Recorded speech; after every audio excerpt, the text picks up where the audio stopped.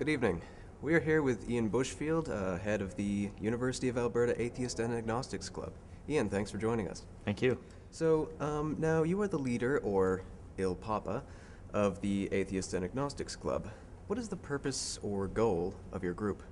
Basically, the group is kind of a counterbalance to the other kind of religious groups that are pretty or numerous around campus. So our goal is to kind of provide a social setting and a kind of different organization for people who don't believe what a lot of the other groups are trying to promote, and we just kind of want a place where we can connect.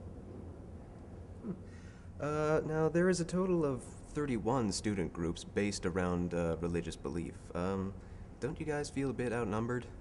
Well, yeah, but everyone has to start with one. Which leads me to another question. Shouldn't agnostics have their own group? I mean, isn't the point of agnosticism that you believe that theology is unknowable? Like, doesn't lumping agnostics with atheists give the wrong impression or unfairly expose agnostics constantly to atheistic views? Basically, when we started the group, we wanted to appeal to as broad a demographic that hadn't been represented before. If in the future our group schisms into multiple different subgroups, that's how it can go. But we're not trying to force any one view. We're just all trying to meet and have a dialogue. I just think it's more proper for, like, if for an agnostic group to be in a less religiously charged over group. You know, perhaps they should join something like the U of A Cheese Fanciers and Agnostics group. Something like that. Just an idea. Anyway, moving on. Are you atheist or agnostic? I'm an atheist. Do you ever make fun of the agnostics? Not personally. Like, pick a side, jerk. Well, I have my own views, but I respect that other people see things a little bit differently. It's all kind of a matter of semantics. You know, I don't know there's no God, but some people would call that an agnostic position and claim that. So I'm not going to argue semantics because we could be here all day. Okay, this question is a two-parter. When did you decide to make the full commitment to atheism, and what influenced your choice of atheism over religion? I don't know if I ever actively chose to be non-religious. I was always kind of raised in a non-religious household, so I never went to church, and I never really had that. I'd see my biggest exposure to religion was on The Simpsons, pretty much. So I never actively chose to be, the atheist. I just kind of didn't have a religious upbringing, and then from there, just saw religion as not necessary for my life. So why form a group or become its leader? I saw this number of religious groups on campus, and I see things that I want to fight for and I want to change, and so I found people who had similar opinions to me, and we decided that we could have a group too. What do you feel you need to fight for? Well, I think there's a lot of misconceptions about atheists among different groups on campus. Some people think we're immoral or heathens, and I just wanted to say I'm not that bad of a person. Is there any evidence that they've said that atheists are heathens? Well, I just want to have my views out there too. So I'm not pointing fingers at anyone, okay? I'm just saying if here's some stereotypes that may exist, here's what we're actually like, it's not so bad. What sort of activities do you do? We have social gatherings, kind of just, sit around and have a few drinks and just talk about current events or whatever strikes the fancy. We have movie nights. We're bringing in a few debates and speakers, things like that. Are they all atheistically themed? Not always. Sometimes they're a bit more science and critical thinking. Other times it's promoting secularism and separation of church and state. And how do you promote secularism?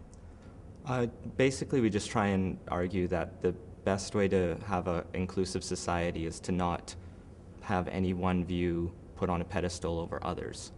So I'm not arguing that, an atheist society is better. I'm just saying if our government's going to do something, they shouldn't pick a side if they want to represent everyone. So you're arguing that the government is somehow biased towards one religion or another? I don't know if it is, but I just want to make sure that we know, or we can guarantee that it's not. What frustrates you the most about arguments presented for religion? Um, what frustrates me the most is usually when I get the same argument repeated over and over and over again. And what argument is that? I haven't Or argued an online example for of a while. one? Often you hear atheists can't have any morality, and you hear that a lot. Can they? Well, I can live a life that I think is moral. If you see someone walking down the street and their wallet falls out of their backpack, would you? Usually I try and say, hey, you dropped something. Oh, but he's got his iPod in, and he's long gone. Usually I'll just leave it or else try and turn it in. Okay. Moving on. How has the general campus population reacted to the actions of your group? It's been pretty positive. I think we've started some dialogues on campus and some discussion, which is always a good thing. It's better to actually talk and discuss things rather than just harbor opinions and kind of mutter out your own day. So I think that's a positive thing. No one's been really antagonistic towards my group that I know of. But wasn't there some recent antagonism? As I hear that your group was campaigning to remove any references to God in the convocation oath. And I hear you were successful? Well, To some degree? right now the GFC meeting's on Monday, so we don't have the final vote in. So it's pending. It's pending. But has there been a outcry, say from the press or other religious student groups? There's been a lot of opinions on all kind of sides arguing all different things. I think what we're seeing is a general move towards a compromise that appeals the most to everyone. And what would that be, this compromise of yours? Depending what comes out on Monday, there may be a phrase in there that says something like, for those who believe to serve your God in the charge, which is more of a inclusive phrase than just, serve God. I remember taking that oath. I don't remember that part. Or maybe I just muttered over it. Not really paying attention, just wanted to get back into the parking lot and leave. My God, that sucked. All that for a BA. We have a few questions posed by elementary school students, if you'd like to answer them. Okay. Who would win in a knife fight? Jesus or nothing? It depends if Jesus existed. Do you think Jesus exists? I think it's likely someone of that sort of caricature fit or lived in the time period he was allotted to. I don't think the miracles he performed happened, though.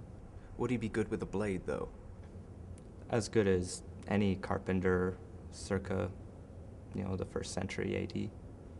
Okay, so your vote is Jesus. Okay, another one. Will my dying grandmother get better if I pray to Richard Dawkins? No. She might get better if the doctors who are handling her and taking care of her are competent and intelligent and have good skills and tools. What if she prays to the doctors? If she asks them to try really hard, they might feel a little more encouragement. Would you? Would I pray to the If doctor? you were a doctor, would prayer affect you at all? It depends if I knew that people were trying to help me, help them. Okay. I think How do you if I feel- was a doctor, I would be trying the hardest I could, though. How do you feel if a religious person walked up to you and said, I'm praying for you? I don't think they need to spend their time on that. There's other things they could be doing. Yeah, but they're doing it anyway. Well, that's their choice.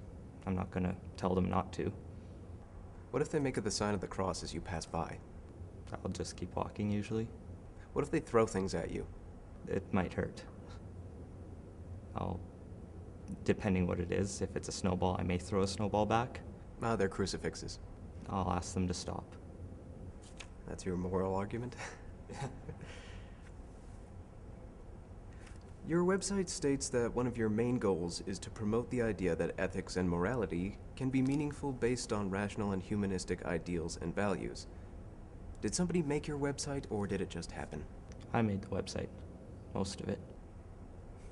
Using what kind of code? HTML? HTML. What do you think of Flash-based websites? I don't know enough about Flash to actually do it. Some of them are nice. A lot of them are slow and shiny. I don't know. I think the website we have works pretty well for all it needs to do. And I didn't feel like learning Flash to make a Flash website. I have nothing against Flash, though. How would you like to do some role play right now? All right. What religious figure would you like to speak to the most? Say I'm the Pope. Okay. Okay, just imagine me with a stupid hat and a background in Nazism. Heil God. Okay. Hello, my son. Hello. How's it going? Good. How do you feel about the role of Catholicism in today? Doing pretty good. Do you appreciate that your views on condoms and that are probably promoting more spread of AIDS and disease? Can't make an omelet without breaking a few eggs. So that's it? That's basically all you'd say to the Pope. I like the hats. Thank you. It's good. Keeps my head warm. There you go. Now, okay, let's try a different roleplay. I'm just a religious student, Okay. and you, I guess, want to tell me about atheism. Or perhaps complain that my religion is wrong. Not that I'm saying that you would, but something of that effect. Like, how would you teach atheism to me? Have you considered nothing? No? What reasons do you have for believing in God? Well, I've been raised to believe in God, and, I've had some doubt at times, but ultimately, I just like having that feeling of that there's something else, a higher power that's looking out for me. But is there any evidence for that? Well, evidence is always difficult to find, but like Kierkegaard says, it's the true test of faith that you can look at it as it is, recognize that it's absurd, and still have faith in it. But that's how I could believe in a flying spaghetti monster sitting on top of the Butterdome. Is it? Does that flying spaghetti monster bring you comfort and joy? Does it wish you well in your life? I like spaghetti, so it could potentially. Pasta sauce, meatballs. A spaghetti monster. Something to think about. Flying, too. And it's invisible. Wow. You just have to believe. Sold. I love this monster. Free spaghetti, and it flies? Fuck. That's awesome. There you go. You've converted me. But Mr. Bushfield, thank you for joining us. All right, thank you. We have t-shirts coming out that'll have a flying spaghetti monster on top of the Butterdome. That's a lot of yellow, though. Yeah. You don't have to get a yellow t-shirt.